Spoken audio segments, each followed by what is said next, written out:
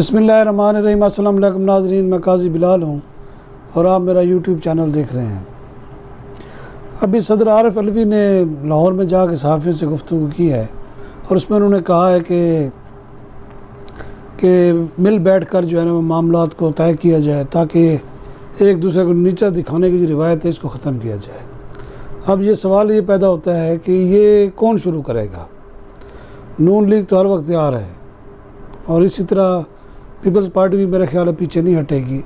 اب مسئلہ صرف ایک ہی شخص کا ہے اور وہ ہے عمران خان۔ وہ ان کے ساتھ بات کرنے کے لیے تیار نہیں ہے۔ اب عمران خان نے 14 اگست کو جو ہاکی اسٹیڈیم میں جلسہ کیا اس میں انہوں نے کوئی خاص بات جو بندہ سمجھ رہا تھا نا جی حقیقی آزادی کی بات کریں گے وہ انہوں نے نہیں کی۔ انہوں نے وہی پرانی کلپس چلائے، وہی پرانی ان کے اپنا بیانیہ جاری رکھا۔ ایک بات انہوں نے کی کہ ہم امریکہ سے تعلقات رکھنا چاہتے ہیں لیکن غلامی نہیں کر سکتے۔ اب ان میں بھی تھوڑا سا آپ ڈفرینشیٹ کر لیں کہ غلامی اور تعلقات رکھنے میں سے کیا مراد ہے۔ آپ کے روس کے ساتھ تعلقات ہیں، کیا آپ اس کے ساتھ غلامی کر رہے ہیں؟ چین کے ساتھ تعلقات ہیں، IMF کے ساتھ آپ کے تعلقات ہیں، آپ ان سے پیسے لیتے ہیں، تو کیا وہ غلامی ہے؟ اب غلامی جس پرائے میں وہ بات کر رہے ہیں وہ ہم 70 سال سے کر رہے ہیں۔ پہلے برٹش کی کر رہے تھے، اب جو ہے ہم اپنے کالے انگریزوں کی یعنی اپنے لوگوں کی غلامی میں ہیں۔ اس کے بعد یعنی کہ وہ جو اثرات تھے نا وہ ابھی تک ختم نہیں ہوئے، وہ اسی طرح چل رہے ہیں۔ یعنی کہ غلام در غلام جو ابن غلام کہتے ہیں وہ ہم اسی طرح آ رہے ہیں۔ ہم میں نہ ابھی تک یعنی کہ 70-75 سال میں ہم لوگ نہ تو اپنی معیشت ٹھیک کر سکے ہیں، ایٹمی دھماکے کر کے ہم نے اپنے آپ کی چمڑی بچا لی ہے بس۔ اور وہ بھی اس وقت کے سیاستدان میرے خیال میں محب وطن تھے، یا اس وقت کے جو ڈکٹیٹر تھے وہ بھی شاید محب وطن تھے۔ انہوں نے جو ہے یہ بات کو سمجھ لیا کہ اس ملک کی بقا جو ہے وہ اسی طرح ایٹم بم بنا لیں اور کچھ نہیں، اس خطے میں جو ہے نا وہ بھارت کی بالادستی ختم ہو جائے گی۔ اس میں ہم کامیاب ہو گئے ہیں۔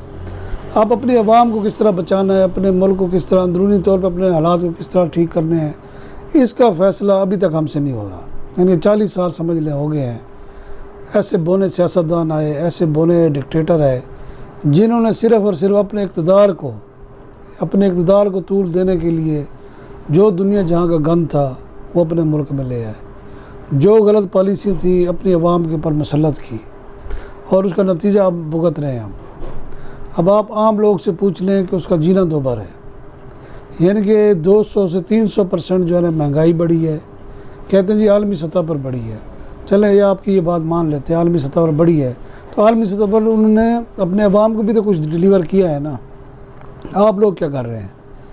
اب مفتاح اسماعیل آ جاتے ہیں روزانہ، پہلے وہ شوکت ترین سے صاحب جان چھٹی، اس سے پہلے جناب وہ اپنا شیخ صاحب حفیظ شیخ صاحب، ان کے نرالے جناب ہوتے تھے فارمولے۔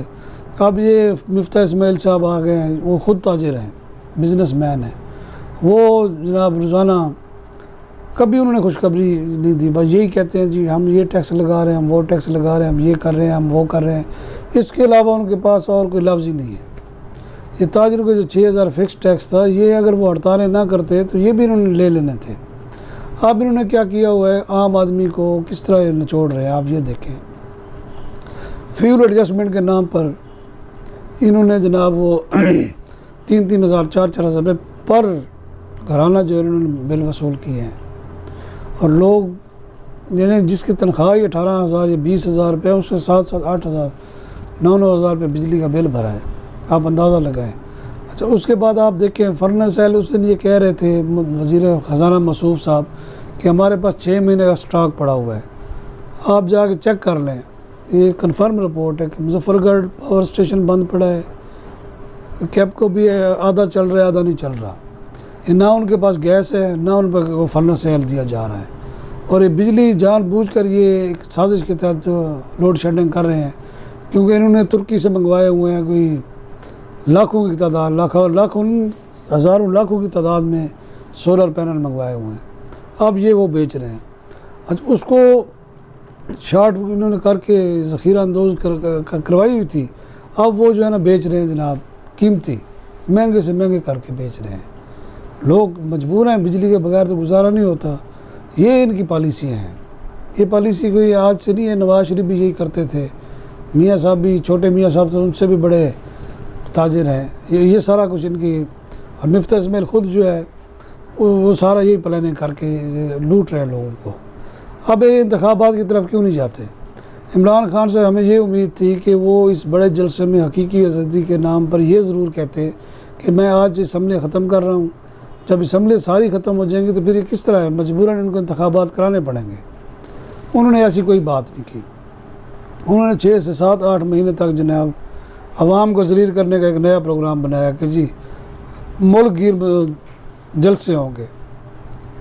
اس میں کیا ہے، عوام کو کیا ملتا ہے؟ وہی آپ کے بھاشن سننے پڑیں گے. اب ایسی سخت باتیں کریں تو لوگ پھر ناراض ہو جاتے ہیں. حقیقت یہی ہے، عمران صاحب کے پاس بھی کچھ نہیں ہے، وہ بھی اپنی حکومتیں قربان کرنے کے لیے تیار نہیں ہیں. وہ بھی اپنی چمڑی بچانا چاہتے ہیں، کیوں انہیں پتہ ہے اگر وفاق میں بیٹھا ہوں تو یہ مجھے اٹھا لیں گے. کبھی پنجاب میں آ جاتے ہیں، کبھی KPK میں چلے جاتے ہیں.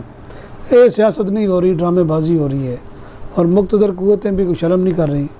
وہ بھی اگر چاہتی ہیں، اگر واقعی نیوٹرل ہیں، تو جس طرح مجبور کر کے عمران خان کو ہٹایا گیا ہے، اس طرح مجبور کر کے شہباز شریف کی کتنی 2 سیٹیں ساری ہیں، اس کو بھی فارغ کریں، اسمبلی ختم کریں، انتخابات کا اعلان کریں.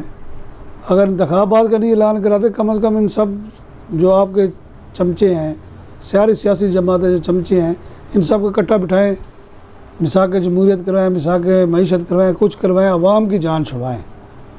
نہیں تو حالات بہت خراب ہیں، اور لوگ جو ہے نا ان کا پیمانہ جو ہے نا صبر کا پیمانہ لبریز ہو چکا ہے.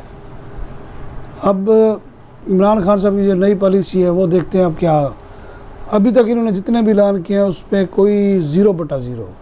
اب لوگوں کو اکٹھا کر کے جلسے کرنا. اب وہ بعض انہوں نے چینل ان کے سخت مخالف ہیں، وہ نیگیٹو پکچر پیش کرتے ہیں، سوشل میڈیا ان کے حق میں ہے. ان کے جو سوشل میڈیا کے ایکٹیویٹسٹ ہیں ان کو پیسے دیتے ہیں، پتہ نہیں کیا کرتے ہیں. وہ ان کے حق میں ایسے قصیدے پڑھتے ہیں. اسی پہ عمران خان صاحب خوش ہیں. گراؤنڈ ریالٹی دیکھیں سارے.